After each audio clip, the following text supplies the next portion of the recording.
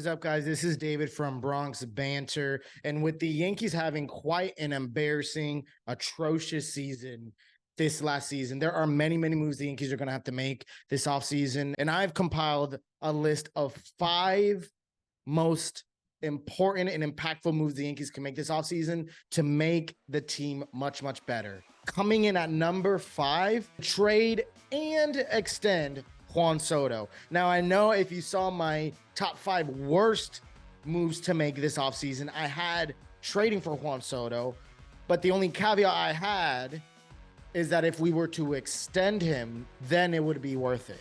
Now, that automatically becomes one of the most important and biggest moves that the Yankees could make in a long time.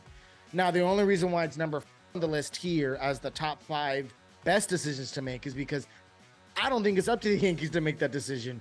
They could maybe be able to make the trade, but I don't think they're going to be able to extend Juan Soto with Scott Boras being his agent and wanting to touch free agency and probably breaking the bank for whoever he goes with. I'd highly doubt he'd not want to touch free agency.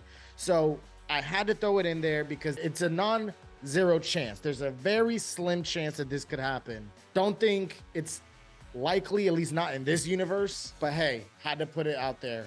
We all know what Juan Soto could provide. The only question is if we trade for him, if we can, would we be able to extend him? I don't think so, but hey, if we could, I'm all open for it. Coming in at number 4 is signing another great outfield option, which is Cody Bellinger. Now, Cody Bellinger isn't as amazing offensively as Juan Soto, isn't as young as Juan Soto, doesn't have as high of a ceiling as Juan Soto. And quite honestly, if you checked out my Cody Bellinger video, I've addressed that there are some inconsistencies to be aware of if we were to sign him. But one of the great things about Cody Bellinger is that he's got great speed, amazing defense, and can not only play in the outfield and play exceptional outfield, which we desperately need, over having IKF, Willie Calhoun, Jake Bauers out there. That having Cody Bellinger is already a huge improvement, but also the bat that he could provide, being a left-handed bat as well, is also a plus. And then, oh yeah, once Rizzo's contract is up the end of next season, Cody Bellinger could slot right into first base as we let Spencer Jones come in and shine. Or if the Yankees still want to sign or have the money, which they do, to sign Juan Soto, they could do so as well. So what makes Cody Bellinger such a great piece is not just because he's the absolute most talented option out there, but he's a great puzzle piece for the Yankees, being able to shift him from first to outfield, and we know how much the Yankees love to do that. And with Rizzo leaving or Rizzo's contract being over, I don't want to re-sign him. I loved his tenure as a Yankee, but I don't want him to overwhelm his stay. So Cody Bellinger will be an amazing replacement for him. Now, coming in at number 3, I would like to say this is probably the biggest hot take I have in this whole episode, and that is to extend Gleyber Torres. Yes, I have extended Gleyber Torres over Cody Bellinger because Gleyber Torres, I believe, won't be as expensive as Cody Bellinger.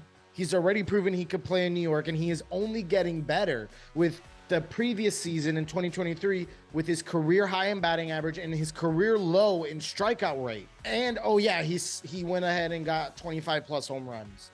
So he's only proving to get better. He's only proving to mature as a hitter. And he has been our second, if not arguably our best and most consistent bat last season, with Aaron Judge being on and off the IL. So it is a no doubter for Gleyber Torres to be extended. If we were to sign Cody Bellinger or any other player that hasn't been on the Yankees, you don't know how they're going to play underneath the Yankee Stadium spotlight in New York.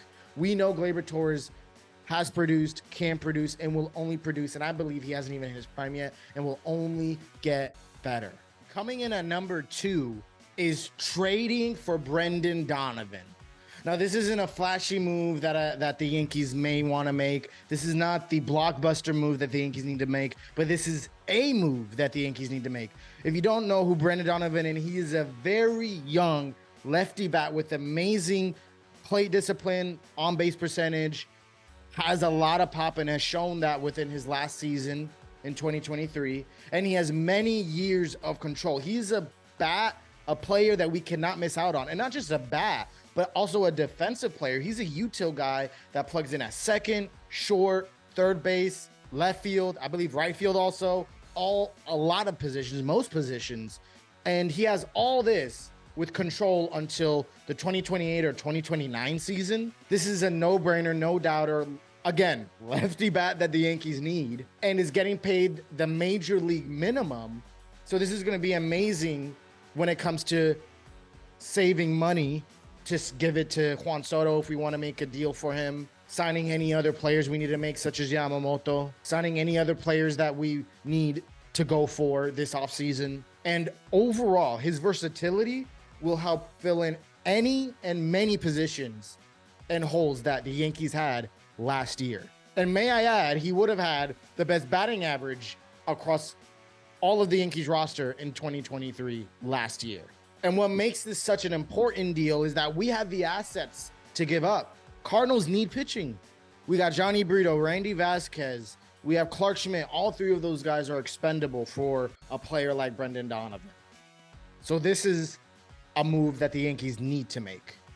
And coming at the number one, you guys probably could have seen this coming a mile away. The number one most important move the Yankees need to make this offseason is to sign Yoshinobu Yamamoto. I've came out with multiple videos on him. If you haven't checked it out, check it out. I can't stress enough how good he is. He is absolutely, in my opinion, the best starting pitching option out there for the value that you could get and for the production that you could get out of him. Snell may be the most guaranteed because he's also like 30 years old and he's probably going to win his second Cy Young, one in AL, one in NL, but he doesn't have the resume, still doesn't have the resume that Yoshinobu Yamamoto does. Now, yes, he will probably regress. Yamamoto will probably regress coming on to the major leagues, but still to regress from a 1.2 ERA around that area last season and a career 1.8 or 1.7 ERA, winning the pitching triple crown, I think 3 years in a row. If you were to regress a little bit, I'll take it. That's still incredible production, and the Yankees must get this. Unfortunately, Rodon has not. You don't know what you're going to get out of him next year, and it would be an immaculate starting pitching rotation, which we desperately need because we've had many injuries in the pitching rotation of Cole in 1, Yamamoto 2nd, Rodon at 3rd, King, Schmidt, Cortez, whoever else you want to throw in there.